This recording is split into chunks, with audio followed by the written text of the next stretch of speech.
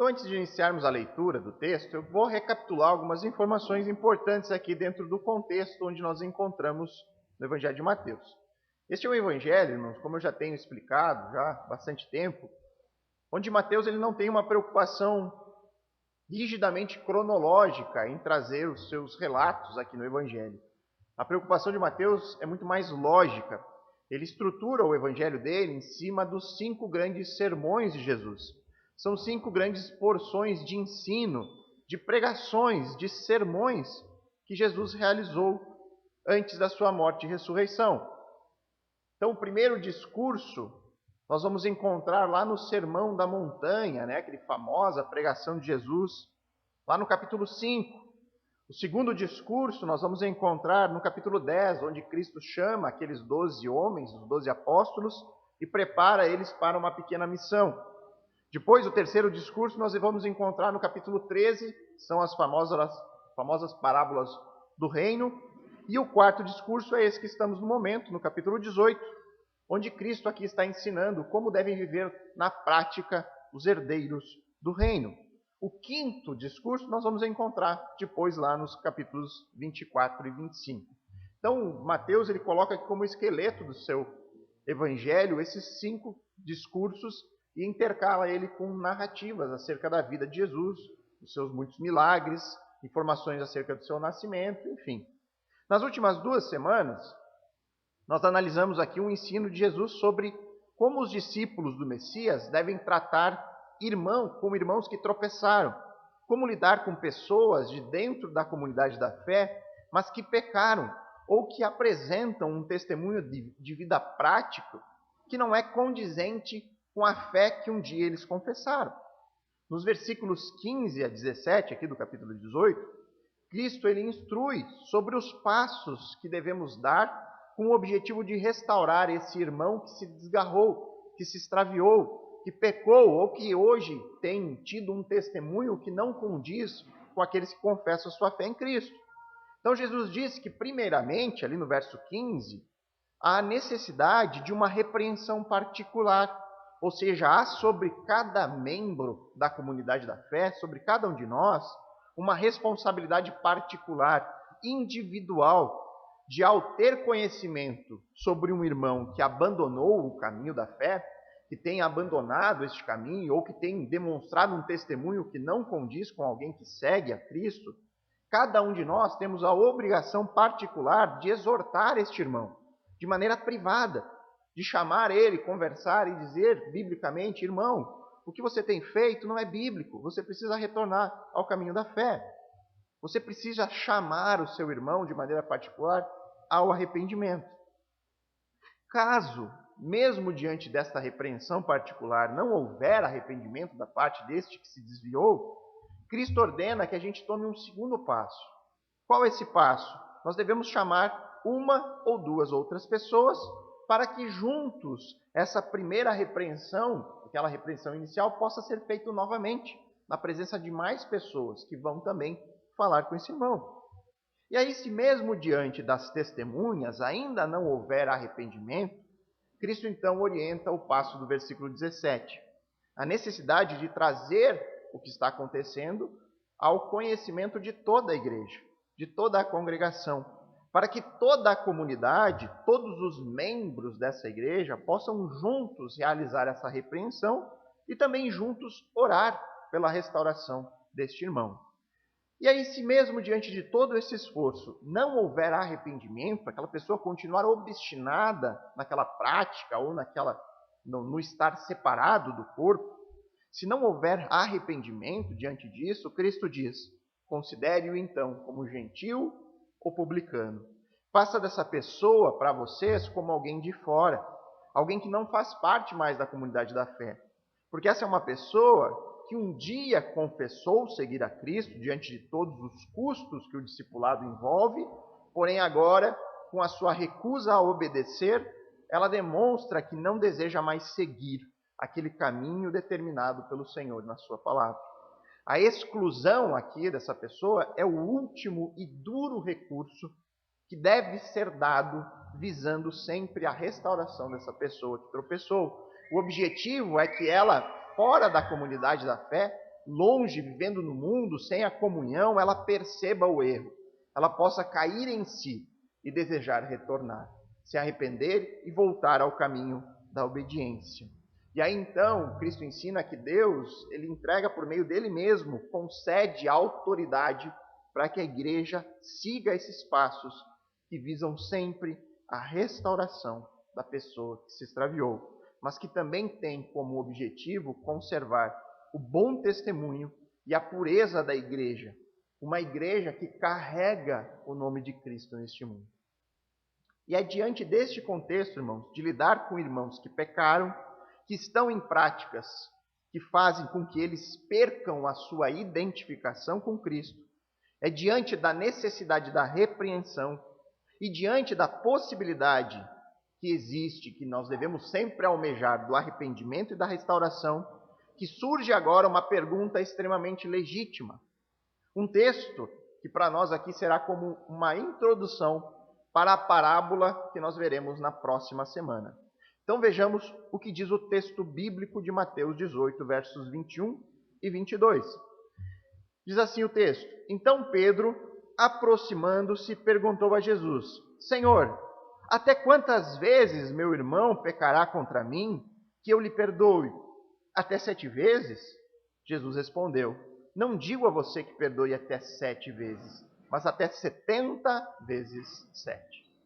O texto aqui, irmãos, ele nos apresenta um questionamento extremamente necessário, tendo em vista o contexto de tudo aquilo que já foi ensinado aqui, sobre a restauração da ovelha que se desgarrou. E se um irmão pecar e se arrepender, for restaurado, porém, sair novamente do caminho, se arrepender de novo, for restaurado, e acontecer mais uma vez, aqui entra a pergunta: existem limites para o perdão?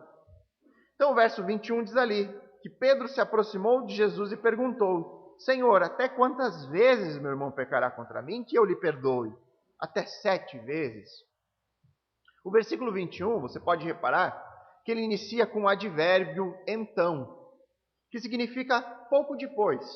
Ou seja, em algum momento, logo em seguida, aquilo que Jesus ensinou sobre os passos da restauração eclesiástica, logo após ensinar sobre como lidar com uma ovelha que se desgarrou, como lidar com um irmão que saiu do caminho do verdadeiro discipulado, em algum momento, imediatamente depois a isso, é o que o texto está nos informando, Pedro faz a seguinte pergunta: Senhor, até quantas vezes meu irmão pecará contra mim que eu lhe perdoe? Até 7 vezes? Pedro faz uma pergunta que está diretamente relacionada ao texto anterior, aquilo que Jesus estava ensinando antes. Mais especificamente ainda, tem relação com o verso 15. Se um irmão pecar, vá e repreenda em particular. Se ele lhe ouvir, você ganhou o seu irmão. A pergunta do apóstolo está relacionada com toda essa questão de tratamento de um irmão que tropeçou. É um contexto de igreja, de congregação, como nós já temos visto aqui. Porém, irmãos, existe uma sutil diferença que deve ser considerada no texto. A pergunta de Pedro é mais especificamente dirigida ao tratamento dos pecados individuais. Ele diz: até quantas vezes o meu irmão pecará contra mim? Contra mim. Até quantas vezes eu devo tolerar? Até quantas vezes eu tenho que perdoar esse irmão que pecou contra mim? Então essa pergunta está mais direcionada ao relacionamento de uns com os outros dentro da comunidade. Como devem ser tratadas as pequenas ofensas entre aqueles que fazem parte da comunidade da fé? Como nós vimos lá no versículo 15, quando nós analisamos ele, nem todo pecado ele precisa ser tratado nos termos do texto, seguindo os passos de Mateus 18, 15 a 17. Nós vimos isso quando nós analisamos o verso 15. Nem todo pecado precisa ser tratado no contexto da disciplina eclesiástica. Por quê? Porque o contexto nos mostra que são apenas os pecados que afastam a pessoa da comunidade da fé. São os pecados que fazem ela se desgarrar. São aquelas atitudes mais graves que mancham o testemunho daquela pessoa como alguém que segue a Cristo. que mancham aquele testemunho que ela deveria dar neste mundo, que devem ser tratados dentro deste contexto do texto. É por isso que esta pergunta agora de Pedro, ela se torna fundamental. Por quê? Porque cobre esta lacuna dos pecados que não necessitam ser tratados de maneira formal nos passos ensinados por Cristo na restauração eclesiástica. São casos onde você sofre a ofensa de um irmão, mas talvez ele nem percebeu que ele pecou contra você. Muitas vezes o irmão não tem intenção alguma de praticar qualquer mal contra você, mas ele comete algum pecado sem nem mesmo perceber. E aí, nesses casos onde isso pode acontecer, um primeiro passo ele precisa ser dado. Você ir conversar com o seu irmão sobre isso. Jesus, inclusive, ele ensina sobre isso lá no Sermão do Monte, onde ele diz que se você tiver algo contra o seu irmão, resolva isso antes de vir adorar a Deus. Se você tem algo contra o seu irmão pecou contra você e você está magoado, resolva essa situação antes mesmo de vir a querer adorar a Deus. Nesses casos, não existe a necessidade de levar o assunto diante dos passos da doutrina da disciplina eclesiástica. Porque a pessoa, ela não se desgarrou. Ela está dentro da comunidade, ela não abandonou a fé. Ela permanece crendo e confessando Cristo como Senhor. Ela está ali unida ao corpo. Além disso, irmãos, essa pergunta do apóstolo também cobre esses casos mais graves. Se um irmão pecou individualmente, seja contra você ou não, mas se arrependeu, ouviu a repreensão, foi restaurado, mas aí a ofensa é cometida novamente. E aqui entra o questionamento.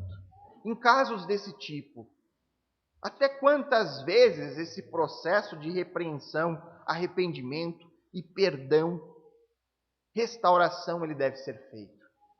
Quantas vezes? Imagina o irmão que peca na mesma situação, é repreendido, se arrepende, é restaurado. Passou um tempo, acontece de novo. Mesmo processo, repreensão, perdão, restauração. E de novo, e de novo. É aqui que entra esse questionamento. E percebam que Pedro, ele nem espera pela resposta. Ele tem a sua própria sugestão. Ele diz, será que devemos perdoar até 7 vezes, Senhor? Devo perdoar o irmão que peca contra mim por até 7 oportunidades? É suficiente isso? É como se ele perguntasse. Será que essa minha medida de misericórdia, ela está boa? Ela é suficiente? E aqui se faz necessário, irmãos, um pouco do conhecimento da cultura judaica daquele período, para que a gente possa aprofundar naquilo que se passava na mente de Pedro. O verdadeiro arrependimento, ele nunca é demonstrado só no falar. Não basta apenas dizer, eu me arrependo. Né? É necessário o abandono daquela prática. O verdadeiro arrependimento, ele vem acompanhado do abandono do pecado. Do contrário, é só você dizer, e dizer é muito fácil. Da mesma forma que confessar a fé em Cristo com a boca é muito fácil. Você precisa ter a evidência do novo nascimento, que vem por meio das obras. É o mesmo ponto aqui. E por conta disso, de que o verdadeiro arrependimento ele não pode ser dito apenas com a palavra, mas precisa ser evidenciado com o abandono do pecado, que alguns rabinos, os rabinos eram os professores da religião judaica, eles ensinavam que o limite do perdão era 3 vezes.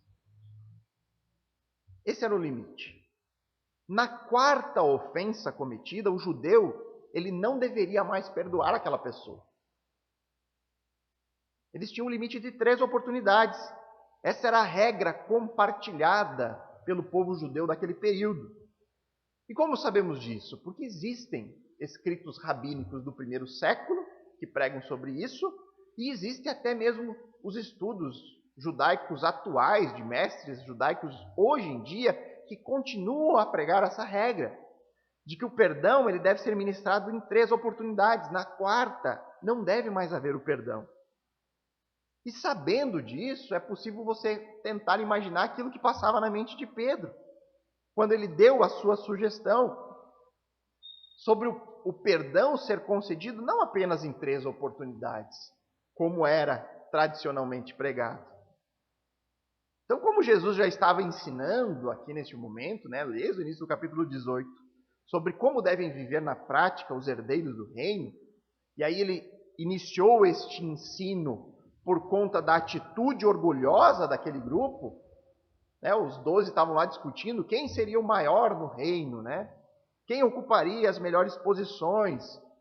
E aí Jesus disse para eles, olha, quer ser o maior? Então se humilhe.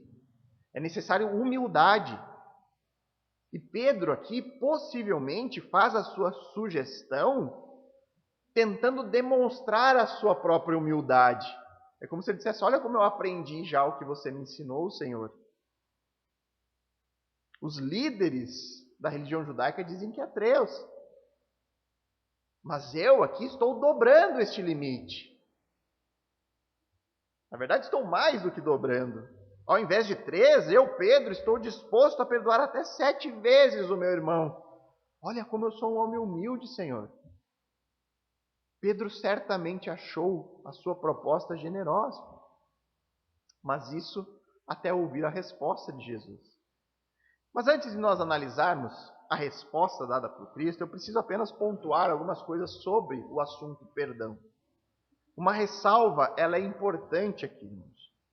Porque o ensino presente nesses 2 versículos sobre a necessidade de uma disposição em perdoar, ele não enfraquece em absolutamente nada do ensino que foi dado anteriormente, conforme nós temos visto nas 2 últimas semanas. Um ensino que pode levar ao passo final de ter que excluir alguém da comunidade da fé. Porque se nós acharmos que esse ensino aqui diminui o anterior, nós vamos pensar que isso pode anular todo o processo. Afinal de contas, se nós precisamos perdoar, se nós precisamos ser tolerantes, então se o irmão pecou, vamos perdoá-lo e restaurá-lo. Nós não devemos excluir ninguém do corpo, nós precisamos ter esse espírito perdoador. Porém, irmãos, existe um detalhe fundamental sobre o perdão que nós precisamos resgatar. O perdão, ele sempre está ligado ao arrependimento. Sempre. O ato de perdoar, ele está relacionado com o arrependimento do ofensor. Se não houver arrependimento, os passos da restauração eclesiástica, dos versos 15 a 17, precisam continuar. Até que a pessoa caia em si e se arrependa dos seus maus procedimentos, e aí seja restaurada, ou se ela continuar obstinada nos seus pecados, que ela seja considerada como alguém de fora, como alguém que se recusa a obedecer. E se recusa a obedecer não à igreja, mas à palavra de Deus. E eu percebo que algumas vezes as pessoas falam e pensam em perdão de forma equivocada, de uma forma que não é bíblica. É preciso resgatar o sentido bíblico de perdão. Porque muitas vezes as palavras elas vão perdendo seu sentido conforme o nosso contexto, conforme a nossa cultura, conforme a nossa realidade. E a palavra perdão, ela perdeu muito do seu sentido original, bíblico. Perdoar significa encobrir o pecado cometido. Significa colocar uma pedra na ofensa e começar tudo de novo. Significa não trazer mais o assunto à mesa. Da mesma forma que Deus faz com os nossos pecados, no exato momento em que confessamos a nossa fé em Cristo Jesus. Receber o perdão divino por meio de Cristo significa que Deus não nos culpa mais do nosso pecado. O sangue do Cordeiro que morreu na cruz, ele providencia uma cobertura para todos os nossos pecados. E é diante dessa realidade do perdão divino que nós temos que trazer a realidade do perdão, do seu significado bíblico. E diante disso eu pergunto a vocês, Deus nos perdoa? Deus nos concede este tipo de perdão, de cobrir o nosso pecado, se nós não nos arrependermos dele? É possível obter salvação, expiação de pecados sem arrependimento?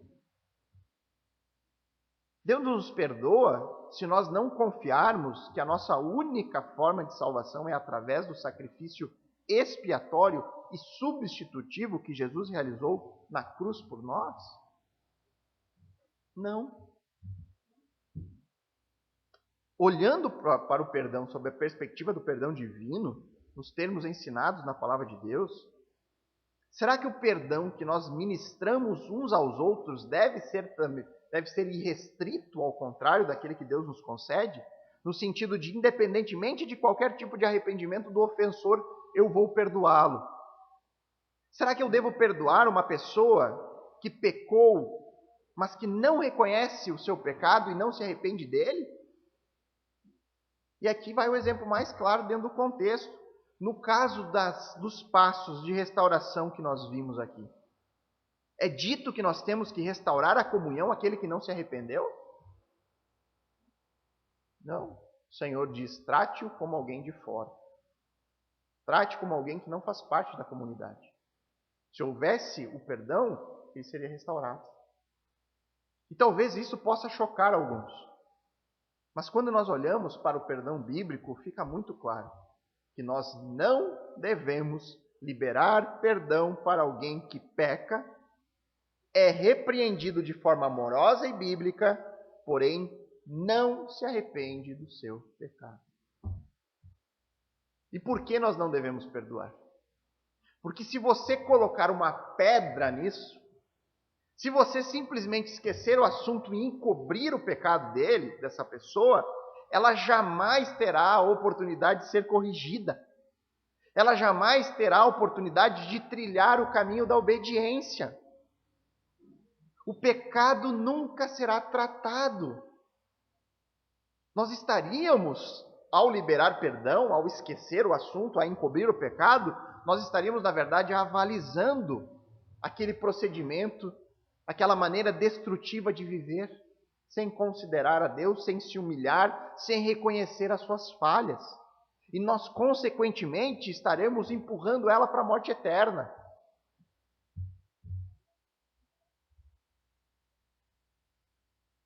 Por amor, você não perdoará. E eu estou falando aqui de perdão no sentido bíblico, de encobrir, de esquecer, de colocar uma pedra e começar tudo como se nada tivesse acontecido. Também é importante dizer, irmãos, que o não perdoar é muito diferente de ficar nutrindo algum sentimento de vingança, de ficar remoendo, aquele sentimento de autocomiseração. Ai, olha só o que ele fez contra mim. Fica ali remoendo aquela ofensa recebida. A pessoa pecou contra mim, não se arrepende, eu fico ali alimentando ódio contra ela, ressentimento, esperando só uma oportunidade para retribuir a ofensa. Não é isso, irmãos, que significa não perdoar. Eu não vou perdoar porque esse pecado ele precisa ser tratado para o bem dessa pessoa. Entretanto, se ela não se arrepender, o que eu devo fazer é amá-la incondicionalmente. Parece contraditório, né? Não perdoar e ter que amar. Como assim? Amar, irmãos, não significa passar a mão na cabeça. Amar não significa, olha, não tem problema. Você não está errado. Vem para cá, vamos voltar, vamos tentar de novo. Amar é prosseguir com os passos que Cristo ensinou. E aqui nós estamos falando de irmãos em Cristo, né? É sempre bom lembrar que esse é um contexto da comunidade da fé, do nosso relacionamento como crentes. Então, por amor, eu vou seguir com os passos. Se você não se arrependeu, se o ofensor não se arrependeu, eu vou continuar com aquilo que Cristo me ensinou. Eu não vou encobrir o seu pecado, eu vou adiante. Eu vou seguir com os passos, porque eu amo você e quero a sua restauração. Eu quero que você entenda o pecado, eu quero que você lute contra ele, eu quero que você seja de fato restaurado. E aí eu vou seguir com os passos e, por amor, vou orar sem cessar, para que Deus abra os olhos da pessoa que me ofendeu, para que ela realmente reconheça o seu pecado, que ela possa cair em si. Então vejam como é necessário, irmão, nós sempre resgatarmos o sentido bíblico das palavras. Imagina entender amor nos termos de hoje. O que é amor hoje em dia? Um mero sentimento. Como que amor vai ser um sentimento se Jesus diz ame o seu inimigo? Como é que eu vou ter prazer, alegria em amar alguém que me detesta, que quer o meu mal? O amor é uma disposição. Eu não quero o mal para ele. Eu vou orar para que Deus abra os olhos dessa pessoa que quer o mal para mim. Para que Deus faça ela cair em si. Eu vou amar incondicionalmente no sentido de querer sempre o bem do outro. Independente se eu estou sendo retribuído de volta. Da mesma forma que o perdão é perdido hoje em dia o sentido disso. Quanto erro e confusão podem ser evitados quando nós voltamos para a palavra de Deus e buscamos o sentido das palavras no contexto bíblico. Então, tendo feito essa consideração sobre o perdão, vamos ver a resposta que Jesus dá. Em sua resposta, Cristo aqui ensina que o perdão ele não pode ser limitado pela quantidade. Verso 22, Jesus respondeu, não digo a você que perdoe até 7 vezes, mas até 70 vezes 7. Então, se Pedro achava que a disposição que ele tinha de perdoar o irmão em 7 oportunidades era um grande exemplo de humildade, Jesus, na sua resposta, simplesmente desmonta a tentativa do apóstolo. Não digo a você 7, Pedro. Eu digo a você 70 vezes 7. E aí, será que agora nós temos a medida exata, a medida precisa do limite para o perdão? Será que agora a gente pode calcular com precisão a nossa tolerância? Afinal de contas, Jesus afirma aqui que devemos perdoar até 490 vezes. Então, cada irmão aqui faça uma tabela dos seus irmãos em Cristo e começa a anotar lá. Tem alguns já está chegando aos 400 aí, dependendo do tempo. Então, será que é isso que Jesus está dizendo? Olha, o número é exato, agora você sabe em quanto? É claro que não, irmãos. Essa numerologia presente aqui no texto, ela não foi posta aqui para ser calculada. O perdão, ele não pode ser tratado como uma questão numérica. O que Jesus está dizendo é que o perdão não pode ser limitado por quantidade. Não é essa a medida. O perdão está ligado a uma disposição aqui dentro. Uma disposição do coração. O que Jesus está afirmando não é um número preciso, que deve ser controlado para que a gente saiba até onde deve ir a nossa disposição em perdoar. O que Cristo está dizendo, olha, a sua disposição do seu coração precisa ser de perdoar sem cessar. Você precisa ter uma disposição de tolerância, de paciência com aqueles que compartilham de uma mesma fé com você, com aqueles que andam junto no mesmo caminho, seguindo a Cristo. Então, grave essa informação. O perdão, nos termos propostos por Jesus, envolve uma disposição interior. Envolve algo relativo ao coração. Grave isso, porque logo mais nós vamos compreender a fonte dessa disposição interior, que certamente não provém da nossa natureza humana. Mas antes disso, algumas aplicações práticas sobre esse tipo de perdão que não é limitado pela quantidade. E aqui, mais uma vez, eu vou lembrar de que o perdão ele deve ser concedido para pequenas ofensas que são tratadas no campo do uns aos outros, diante de pessoas que se arrependem. Pessoas que demonstram o arrependimento. Pessoas que reconhecem o seu erro e que buscam uma mudança no seu rumo de vida. É neste momento que o perdão entra. O texto aqui também ensina que se um irmão se arrepende e volta ao caminho do discipulado, mesmo em pecados mais graves, a gente pode pegar o exemplo de 1 Coríntios capítulo 5, onde havia um irmão lá na igreja em imoralidades absurdas. E nós vemos na segunda carta o pedido de Paulo para restaurar aquele irmão que havia sido excluído da comunhão. Ele havia se arrependido e ele era para ser recebido com alegria de volta. Então, mesmo em casos mais graves, nós precisamos receber de volta a pessoa que pecou, se ela se arrependeu, com alegria. E nós precisamos confiar no arrependimento que foi demonstrado. A questão é que isso pode ser recorrente. O mesmo irmão tropeçando diversas vezes. E em casos assim, logo vem a dúvida. Mas quantas vezes nós temos que tolerar este irmão que tropeça, e que tropeça de novo, e que tropeça mais uma vez?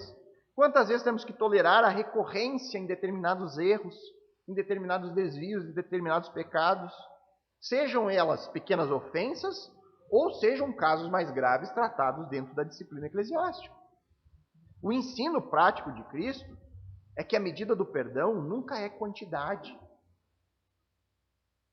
A medida do perdão nunca está relacionada a quantas vezes aquilo aconteceu.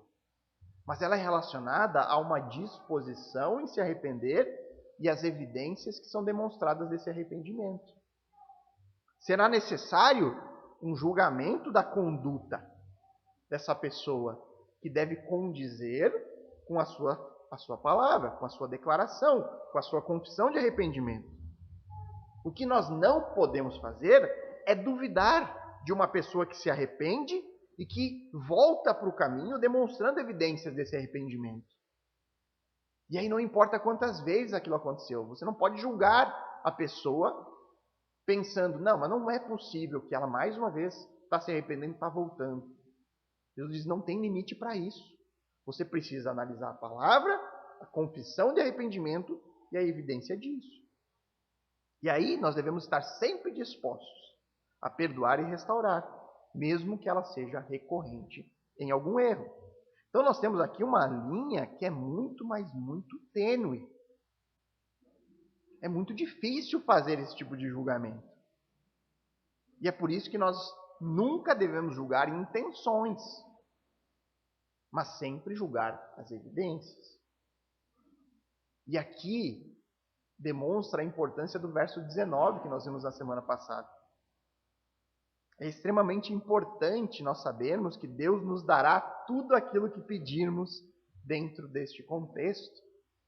Significa que se nós pedirmos sabedoria para Deus, para discernir ou para julgar corretamente alguma situação envolvendo o irmão que tropeçou, que é recorrente em tropeços, o texto do verso 19 diz, certamente Deus atenderá a vocês.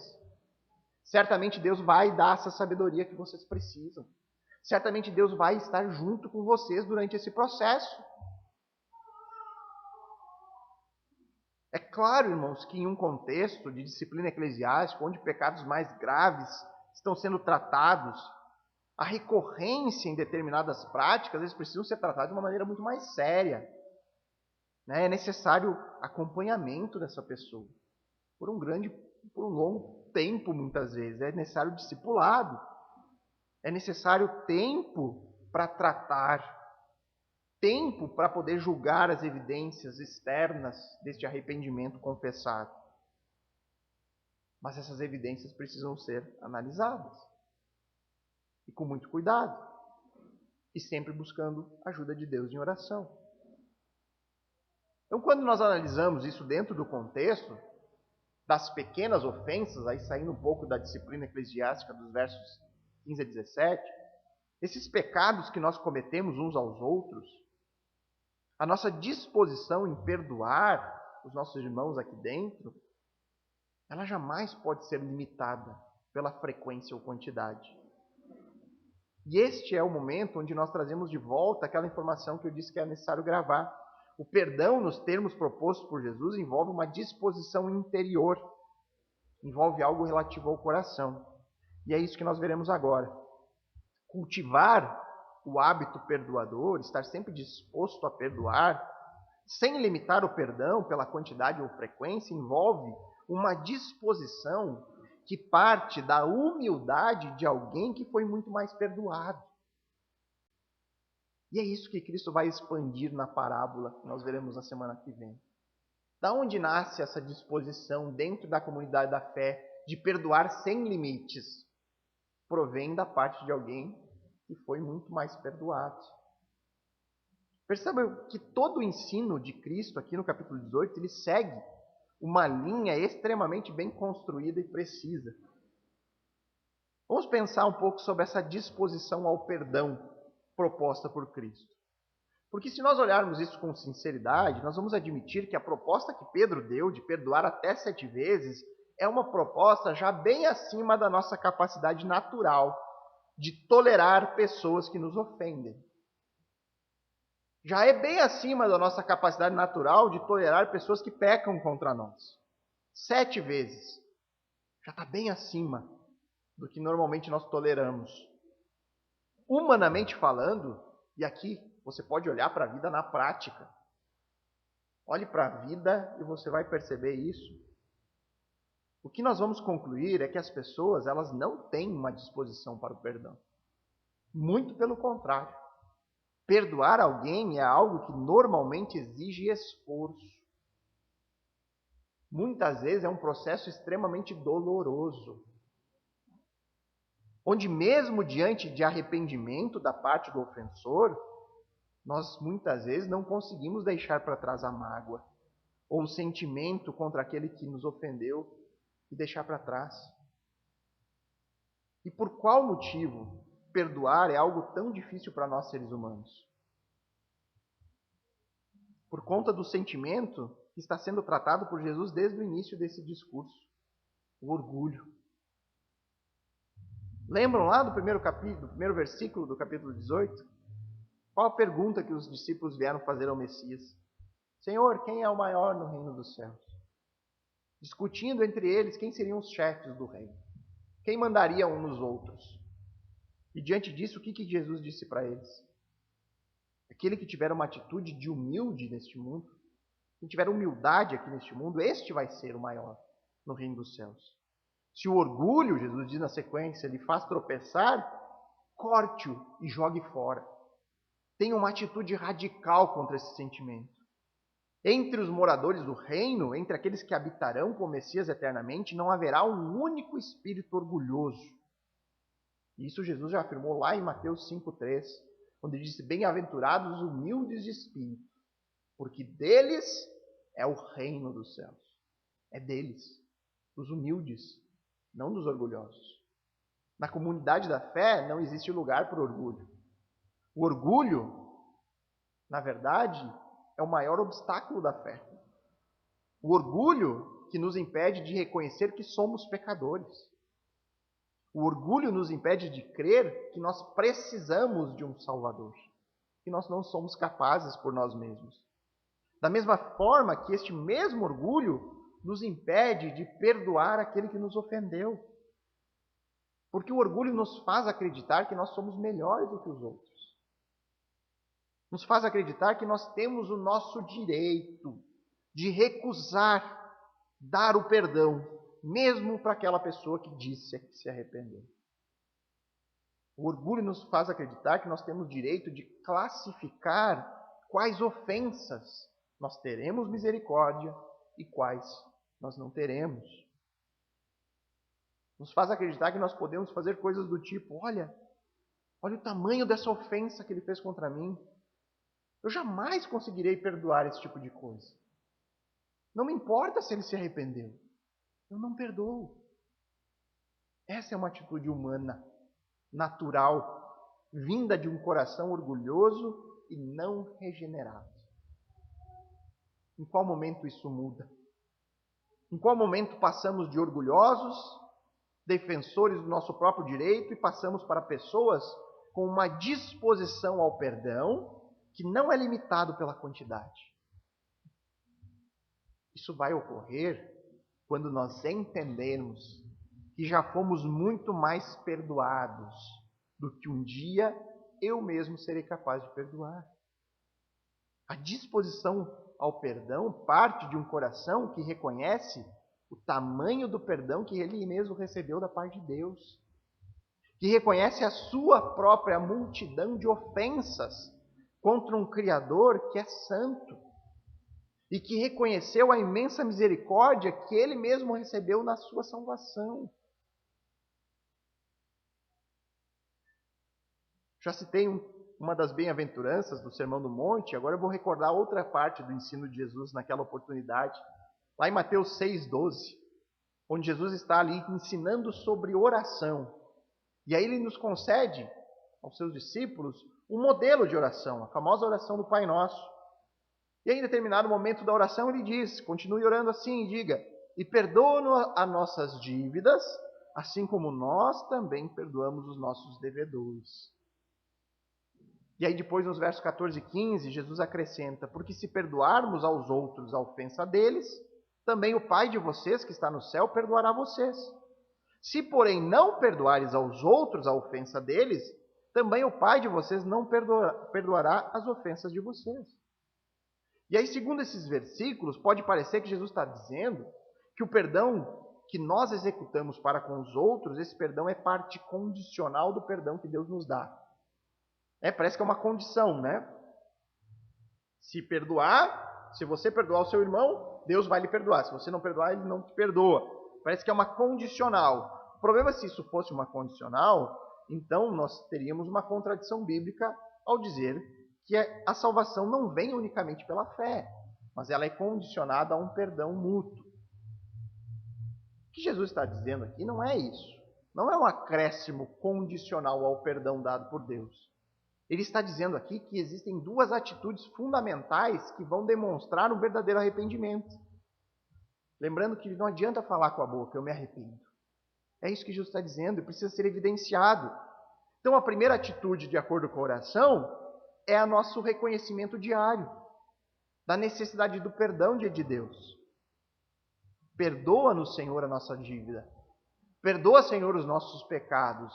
Essa é a primeira parte. Reconhecer que eu preciso do perdão de Deus. A segunda atitude necessária é essa disposição em perdoar os outros. Senhor, perdoa as minhas dívidas, assim como eu também perdoo aos meus irmãos.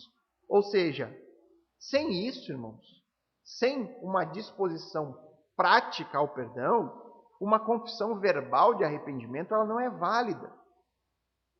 Porque essa confissão não teve efeito prático.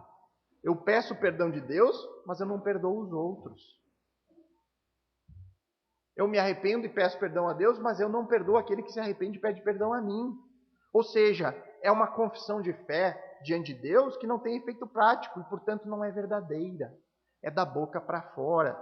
Então, esse é o ponto de Jesus aqui. Se você reconhece a sua pobreza espiritual, o enorme perdão que Deus lhe concedeu na salvação da sua alma, então a atitude para com os outros que nos ofendem, e essa ofensa é infinitamente menor do que a ofensa que nós fazemos contra um Deus que é santo, a sua atitude para com os outros deve ser semelhante à atitude de Deus com você. Porque Deus me perdoou de uma multidão de pecados, eu devo agir assim, de maneira semelhante com aquele que me deve muito menos. E é isso que Cristo vai trabalhar na parábola na semana que vem, que nós vamos ver. Então, quando você se endurece em relação ao perdão dos outros, isso demonstra apenas que você não compreendeu o perdão que Deus lhe deu em Cristo. A comunidade da fé, segundo o próprio Messias, aqueles que habitarão no reino, é uma comunidade marcada por esse perdão contínuo, marcada por uma disposição sobrenatural em perdoar e que parte do entendimento de alguém que foi muito mais perdoado. Lembrando sempre que o perdão bíblico é muito diferente do que dizer, eu te perdoo, mas esteja certo que eu não vou me esquecer do que você fez contra mim. Isso não é perdão. Atitudes assim são comuns. Você dizer, eu te perdoo, mas na primeira oportunidade você joga de volta o pecado na cara da pessoa. Na comunidade da fé, irmãos, isso não pode acontecer. Entre aqueles que se dizem cristãos, o perdão praticado é o perdão bíblico. O pecado praticado uns contra os outros, ele é coberto pelo amor. Assim como o nosso próprio pecado foi coberto pelo amor de Cristo. Então, o único limite para o perdão é a necessidade do arrependimento.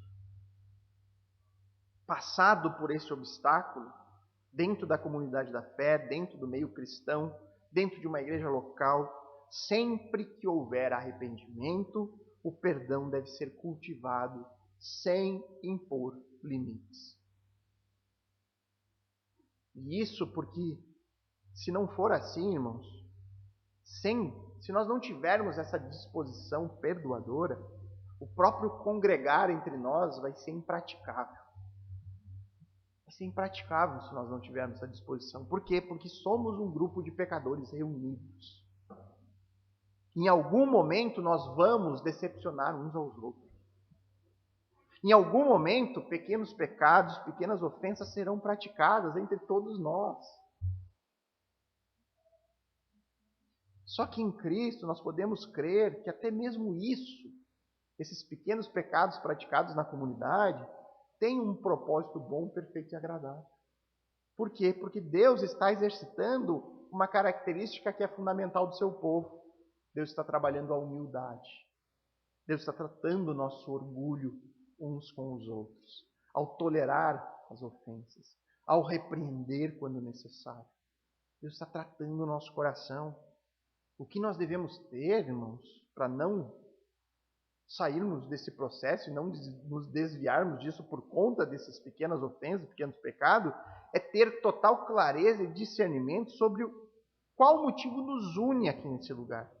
Por qual motivo eu faço parte de uma igreja local?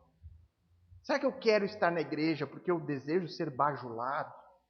Eu desejo ser aceito pelos outros? Eu desejo ser reconhecido de alguma forma? Eu quero ser paparicado. Eu quero contato social. É isso que nos une aqui dentro?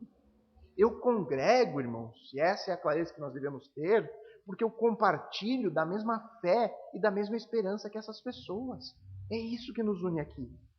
Nós estamos aqui juntos para aprender mais daquele que nos salvou. Nós compartilhamos disso. Eu congrego porque eu entendo que a igreja, no sentido de cada irmão que Cristo me deu, eles são instrumentos do Senhor para tratar o meu caráter, para me transformar cada vez mais na semelhança do Filho. E diante disso, tendo a plena consciência de que eu preciso perdoar de maneira amorosa o pecado dos meus irmãos, assim como eu sei que eles terão a mesma disposição de perdão em relação aos meus pecados, porque sou tão pecador quanto qualquer um dos meus irmãos. Da mesma forma que eu vou até ele, nos momentos que for necessário, para repreender, particularmente, como Cristo nos ensinou, tem que ter humildade para fazer isso, mas também estar disposto a ser repreendido. Ter um espírito humilde e receber a repreensão. E aí, então, se efetua esse espírito perdoador que não impõe limites, mas que visa sempre o bem do próximo, a restauração do irmão. Então, irmãos, na próxima semana, nós vamos permanecer neste mesmo assunto do perdão. Nós veremos, então, a parábola que foi proposta por Cristo para explicar com ainda mais força a importância de cultivarmos um espírito perdoador uns para com os outros. Vamos orar.